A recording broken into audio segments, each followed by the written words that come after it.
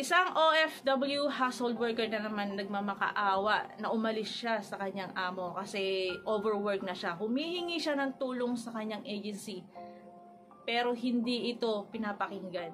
Kaya naisipan na lamang niya mag-live sa social media para makarating ito sa ahensya ng gobyerno. Sa mga kakilala ko at saka mga ka-agency ko po, hindi ko na po talaga kaya dito sa amo ko, pero lagi po sinasabi ng agency sa akin, i-update na po ako. Hindi na po makatao yung ginagawa ng amo ko sa akin. Kahit anong gawin kong linis, kahit anong gawin kong trabaho, hindi pa rin sapat sa kanila. Alam lang bahay nila. Karamihan sa mga kasambahay sa Saudi Arabia, ganito yung mga nararanasan. Pero yung iba, mas pinili nilang tumahimik. Bakit? Kasi kung nagreklamo sila at nasa poder sila ng kanilang mga amo, mas pag-iinitan sila. So, hindi sila nakapagtrabaho ng maayos. Simulan ko ng maaga yung trabaho ko.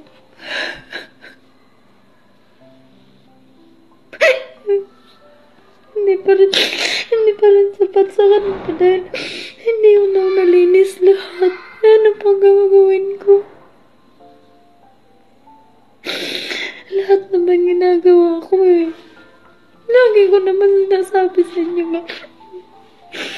Hindi ko na po kaya. Agency, gawan niyo po ng parang makalis ako dito. Hindi na po makatao yung ginagawa ng amo ko sa akin. Humingi siya ng tulong sa kanyang agency pero itong agency niya is hindi siya pinapansin. Kaya nag-isipan na lamang niya mag-live sa social media para mapansin ng ating mga kababayan at mapansin ng ating ahensya ng gobyerno para makuha siya sa poder ng kanyang amo at mabalik sa kanyang agency. Lahat naman po ginagawa ko eh. Lahat. Halos hindi na nga po ako mapagligo, hindi ako makakain dahil gusto ko matapos yung trabaho ko bago sila gumising. Pero pagkagising nila, hanapan nila ako ng ginawa ko. Tapos sabi ko, naglinis ako, tapos ayaw nilang maniwala sa akin. Pinapakita namin yung mga video na to para maging handa yung mga gusto magtrabaho bilang isang kasambahay sa Middle East or kahit sa ang sulok man ng mundo.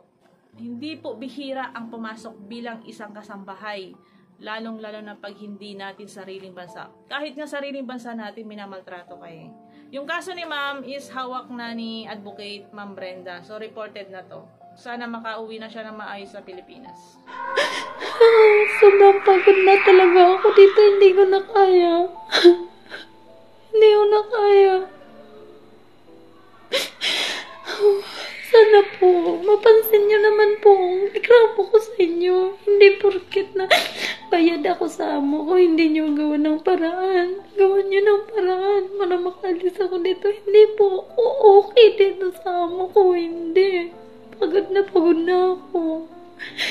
Lagi po ako sinasabihan. Bobo ako.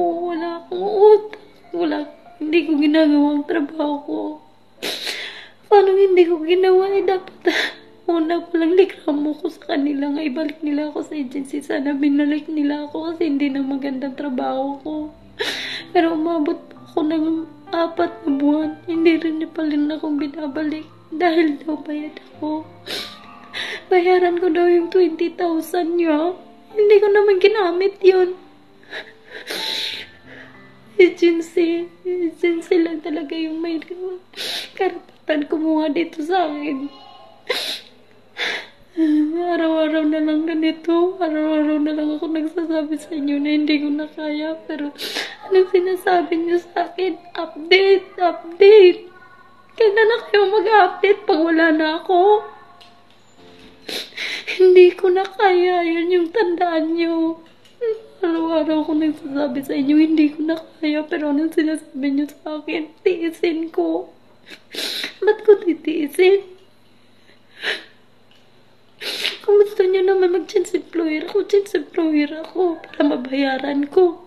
Pero ang ginagawa niyo sa akin, pinabayaan niyo ako. Araw-araw na lang ganito.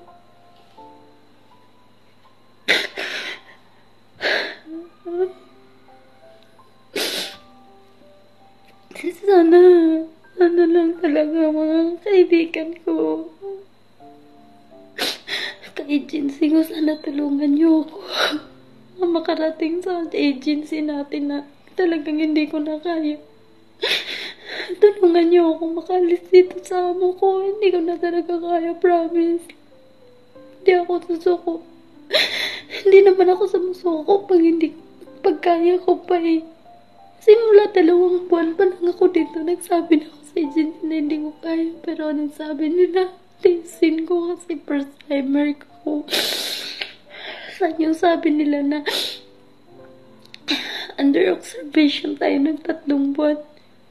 Wala pang 3 buwan. Nagsabi na ako sa kanilang hindi ko kaya. Pero nagsabi nila, i-update nila ako. Ngayon tapos na yung 3 buwan, sasabihin nila sa akin na baka mahirapan ako. Ano yun? Hirap na talaga ako. Sana na lang talaga makalis ko dito. Kung hindi talaga, hindi ko na alam talaga magagawa ko sa sarili ko. Kanina lang. Pinagalitan nila ako ng sobra-sobra kasi wala daw akong ginawang mabuti. Hindi daw ako gumagawa sa trabaho ko. Paano ako walang magawa? Alas 5 pa lang gising na ako para maglinis. Nagkulong ako sa kwarto ko pero napasok nila ako kasi walang padlock yung kwarto ko. Sa CR naman may kususi sila, hindi ko hawak. Hirap na hirap ako dito. Hirap na ako dito. Talaga. Hindi nyo lang alam kasi hindi kayo nandito sa kalagayan ko.